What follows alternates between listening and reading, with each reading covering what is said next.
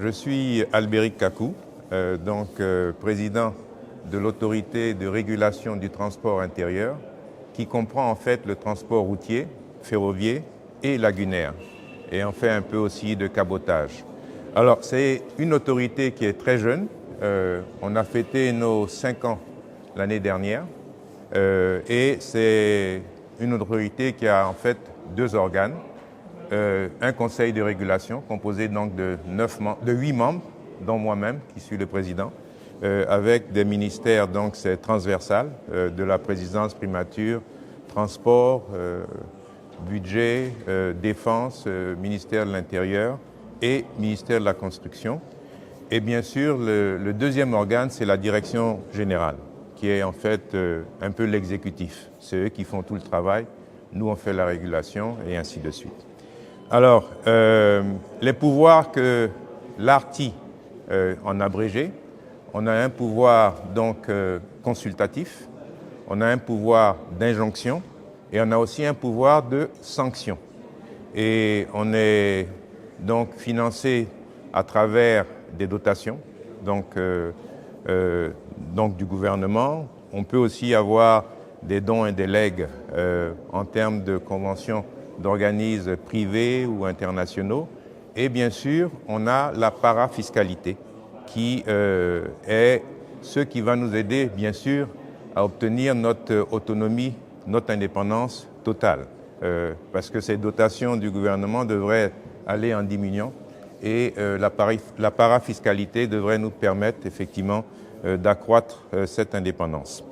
Alors, le thème d'aujourd'hui, on m'a demandé, c'est la régulation du transport en Afrique, l'exemple de la Côte d'Ivoire. Donc, je vais essayer d'utiliser le support. Je vais essayer de présenter ça sur 6 axes. Donc, le premier axe, c'est l'approche stratégique. Pourquoi la régulation est centrale en milieu urbain? C'est vrai qu'on dit milieu urbain, mais en fait, nous, au niveau de l'ARTI, on couvre toute la Côte d'Ivoire. Donc, avec bien sûr des sous-antennes. On a à peu près, je crois aujourd'hui, 4 sous-antennes en termes de région, mais on continue donc à accroître. Hier, il y a eu une présentation avec l'autorité de mobilité du Grand Abidjan, AMUGA. Nous avons été créés en même temps et donc il y a beaucoup de complémentarité, notamment pour ce qui se fait à l'intérieur du pays, que AMUGA ne couvre pas. C'est l'ARTI qui donc demeure l'autorité qui utilise ça. Alors, je commencerai pour dire qu'en Afrique, en fait, la régulation, la mobilité urbaine n'est pas un sujet technique. Pour nous, c'est un enjeu de qualité de vie, c'est de compétitivité économique et bien sûr de cohésion sociale. Ça, je crois que c'est sur cette plateforme-là qu'on part déjà. Au vu de quoi? Une urbanisation très rapide, une multiplication d'acteurs. On a parlé donc de taxis, de minibus, de VTC, de fret urbain. Et troisièmement, c'est bien sûr qu'on a une forte informalité et de congestion. Ce qu'on dit, c'est que les embouteillages, c'est vrai que dans les grandes villes, ça existe, mais particulièrement à Abidjan, c'est vraiment pire. Donc, embouteillage, densité de trafic et ainsi de suite. Alors, l'idée forte, c'est quoi? Sans régulation, on dit, la mobilité urbaine devient un facteur de désordre et d'inégalité. Qu'est-ce qu'on peut faire pour parer à ça? C'est de voir comment concilier régulation et informalité. Et pour nous, ça se traduit à travers effectivement une professionnalisation progressive et bien sûr une équité dans les règles. Alors, la transition pour justement comment transformer ce contexte donc, de complexité en un système organisé. Donc c'est une transition qui nous emmène au deuxième axe, qui est la vision du régulateur. Organiser donc un système de mobilité urbaine et donc c'est la vision que nous portons en termes de ARTI. C'est une régulation qui ne vise pas seulement à gérer les véhicules, mais aussi bien sûr tout ce qui est marchandises, à contribuer aussi à un service urbain de mobilité. Alors sur cela, on se base sur pratiquement 3 piliers. Le premier, c'est de mettre l'usager au centre de toute chose, puisqu'on est quand même l'interface entre l'usager, les opérateurs, le gouvernement, ainsi de suite. C'est la sécurité, c'est l'accessibilité et bien sûr la fiabilité. Le deuxième deuxième pilier, c'est de garantir une concurrence loyale, c'est-à-dire même règle pour tous les opérateurs. Et troisième pilier, c'est de piloter par la performance. On se dit nous-mêmes, on se veut d'imposer une culture donc de performance et ceci s'accompagne bien sûr d'indicateurs mesurables pour le public et pour nous-mêmes, pour l'État.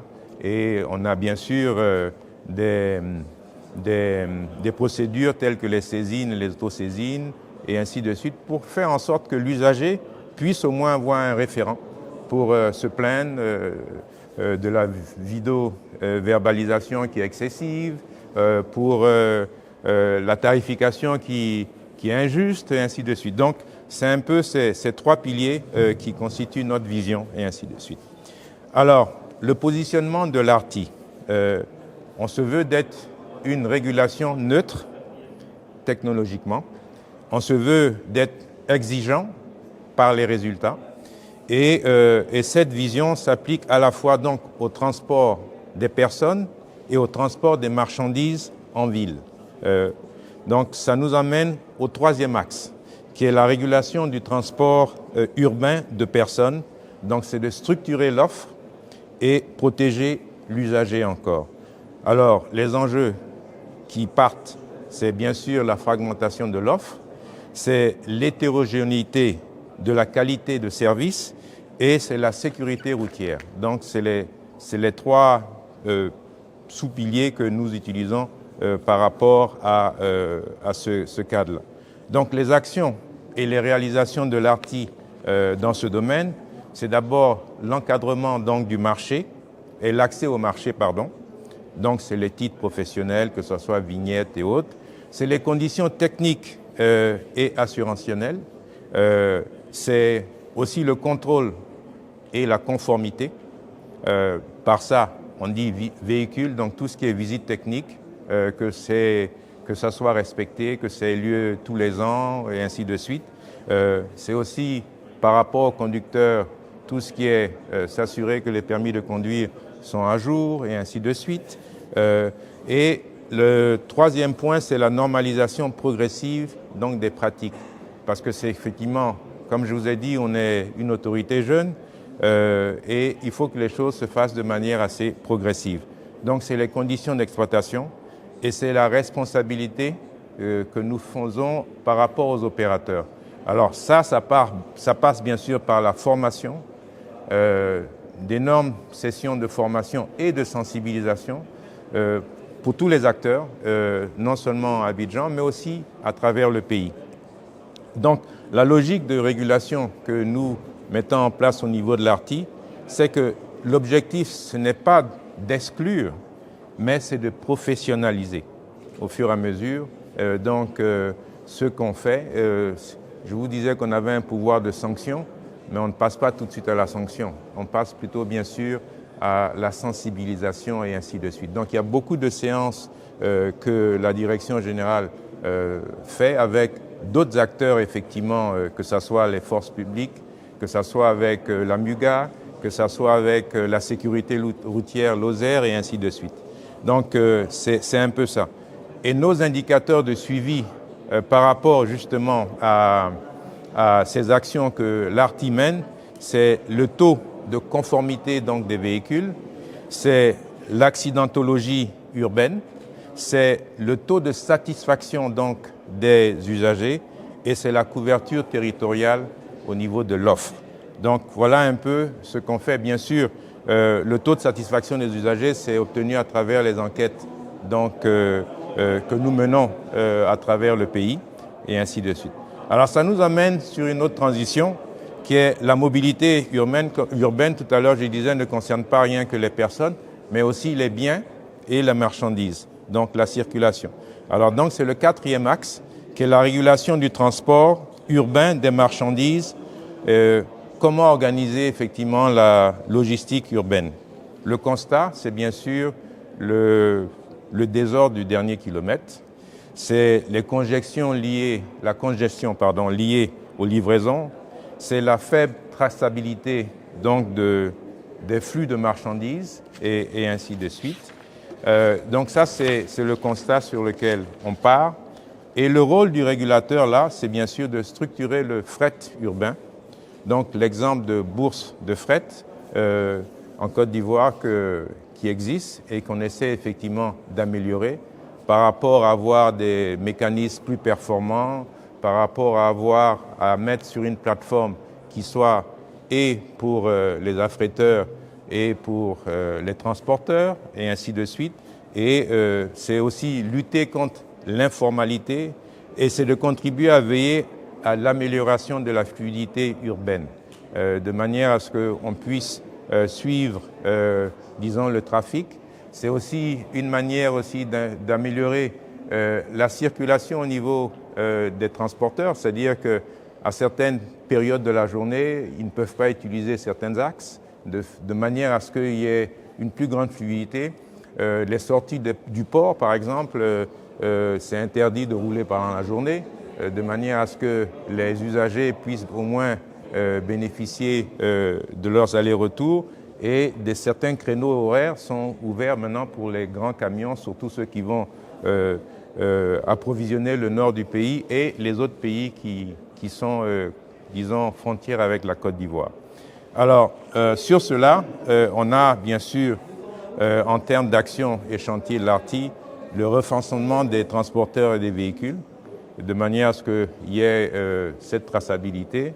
Il y a le suivi des flux et des pratiques, et il y a la coordination avec les autres autorités urbaines, comme je vous avais dit, la MUGA, l'OSER, les forces de l'ordre et ainsi de suite. Alors, un message, bien sûr, notre finalité, bien sûr, c'est on veut une ville qui régule ses flux de marchandises et c'est une ville qui gagne en fluidité et bien sûr une ville qui gagne en compétitivité. Ça, c'est pour nous. Alors sur cela, on a des indicateurs donc, de performance encore, c'est le temps de livraison, c'est le taux d'immobilisation des véhicules, c'est le coût logistique urbain et c'est les infractions liées au stationnement et livraison. Donc ce sont plus ou moins les indicateurs majeurs qu'on utilise. Alors la transition ici, alors je toujours ce même thème, c'est pour être efficace, cette régulation moderne s'appuie sur un outil central, c'est bien sûr la donnée. Et on a vu à travers effectivement ce congrès que la donnée ou les données, c'est vraiment, disons, le corps de tout ce qu'on veut faire. Que ce soit au niveau statistique, que ce soit les actions qu'on veut prendre, la donnée est primordiale. C'est un peu sur cela qu'on s'appuie aussi au niveau de l'ARTI pour faire en sorte qu'on puisse utiliser ces données à bon escient et les mettre vraiment à l'utilisation donc des opérateurs, des utilisateurs et améliorer tout ce qu'on fait. Ça nous amène donc à l'axe 5. On en a encore un ou deux, donc avec moi. La régulation par la donnée, c'est moderniser aussi l'action publique. Donc le principe, on ne régule efficacement ce qu'on connaît et ce qu'on peut mesurer. Donc c'est un peu notre logo. Et donc sur cela, on a le registre des opérateurs et véhicules, on a les bases de données sectorielles, on a les tableaux de bord de suivi qui nous donnent effectivement cette valeur ajoutée de décisions fondées sur du fait, du concret, sur la transparence vis-à-vis des acteurs et bien sûr une meilleure coordination institutionnelle. Alors, la donnée, c'est l'infrastructure pour moi invisible de la régulation moderne. Je dis encore, la donnée ou les données, c'est l'infrastructure invisible donc de la régulation moderne, parce que tout est basé sur cela. Alors, la transition, cette approche renforce pour nous une certaine crédibilité du régulateur. Et c'est l'axe 6 qui est ma conclusion en fait. La régulation urbaine comme levier de développement. Et ça, voilà mes messages finaux que j'ai. La régulation urbaine est une condition de qualité de vie. Elle protège l'usager et l'opérateur sérieux, bien sûr. Elle améliore la performance économique des villes. Elle prépare des mobilités urbaines durables. En Côte d'Ivoire, nous faisons le choix d'une régulation urbaine moderne, pragmatique, orientée vers les résultats. Mais je vais vous laisser quand même 5 points pour dire que je fais le 7e axe. Mais ce n'est pas le 7e axe, en fait, c'est une conclusion. L'usager, je vous laisse ça, est au centre de tout ce que nous faisons. La sécurité, elle est non négociable. L'équité entre tous les opérateurs, la régulation par la donnée et la mobilité urbaine, disons une bonne mobilité urbaine, contribuent à un développement durable. Je vous remercie.